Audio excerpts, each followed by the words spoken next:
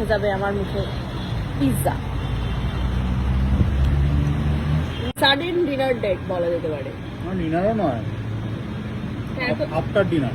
তো গাইস, এখন বাজে রাত্রি 11:40 আর আমি বসে আছি একটা ক্যাফেতে, একটা পড ক্যাফেতে, কিন্তু একা বসে নেই। আমার সাথে আছে সব্যসাচী এবং সাথে আছে আমার ম্যাঙ্গো শেক, আর ওর সাথে আছে চকলেট শেক, আর সাথে আছে এরকম একটা ফিশ, লেমন ফিশের একটা স্টেক, সাথে এরকম এরকম ব্যাপার স্যাপার বিদেশি খাবার দাবার। কিন্তু কেন হঠাৎ করে এত রাত্রেবেলা আমরা ক্যাফেতে বলো? না, সেটা হচ্ছে যে এখন আমার অফিসের যা শিডিউল হয়েছে তাতে আমি সকালে ব্রেকফাস্ট করে বেরোই, দুপুরবেলা আমি খাওয়ার সময় পাই না, খাই হচ্ছে সন্ধ্যে 7টা। এটা বেশ কয়েকদিন চলেছে, আমি খুব ফ্রাস্ট্রেটেড হয়ে গেছি। কালকে ছুটি আছে, কালকে পার্টি আছে বন্ধুদের সাথে। রাত্রিবেলা ওকে বললাম আমি নিয়ে বিরিয়ানি খাবি, ওটা মুকুন্দপুরে বাড়ির কাছে, সেটা বন্ধ। সেখান থেকে হতে হতে আমরা এই অভিষিক্তার এখানে চলে এসেছি, তো এখানে একটা ক্যাফে খোলা আছে দেখে ঢুকে পড়েছি। না, তারও আগে আরেকটা ক্যাফে দেখা হয়েছে, সেটা এখানে পছন্দ হয়নি।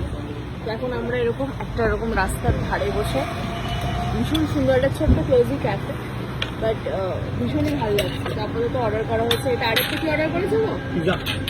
পিৎজা। এটা হচ্ছে আমাদের ডিনার, হঠাৎ সাডেন ডিনার ডেট বলা যেতে পারে। ডিনারও নয়, আফটার ডিনার। ও হচ্ছে আফটার ডিনার ডেট। যাই হোক, আপাতত খেতে থাকি। এই সময় ম্যাঙ্গো শেকটা জানি না কিভাবে করা হয়েছে, বলছে ম্যাঙ্গো পাল্প দিয়ে করেছে বলছে। এইটাকে না, এই ম্যাশ পরোটাটাকে আমি আনারস ভেবেছিলাম, এমন করে এটা করা কেমন খেতে দেখি। আমি একটু খাই।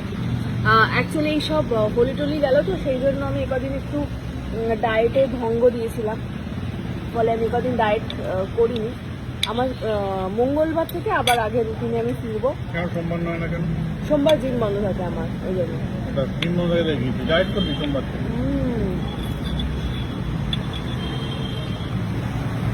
গরম আর খুব টেস্টি।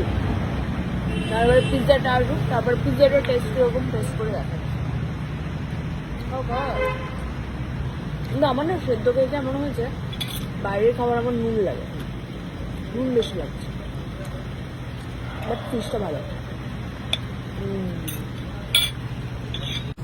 এসে গেছে পিৎজা, চিকেন পিৎজা।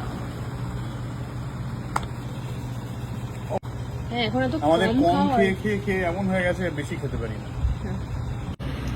এবারে দেখা যাবে আমার মুখে পিৎজা।